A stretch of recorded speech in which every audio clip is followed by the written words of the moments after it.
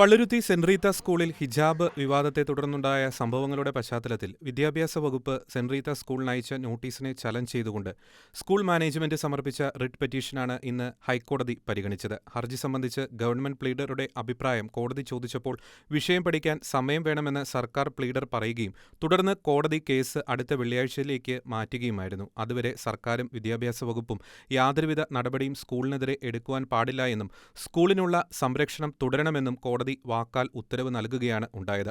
Saint Reetha school ഒരു CBSE school ആയതിനാൽ വിഷയത്തിൽ നിർബന്ധിത നടപടികൾ ഒന്നും സ്വീകരിക്കാൻ സാധിക്കില്ല എന്നും കോടതി നിരീക്ഷിച്ചു. ബഹുമാനപ്പെട്ട കോടതിയുടെ പരാമർശം ഇങ്ങനെയായിരുന്നു: You know nothing could be done. I am not passing an interim order for the sake of passing one. Let the state attorney get instructions. No coercive steps can be taken because it is a CBSE school എന്നും justice VG Arun നിരീക്ഷിച്ചു.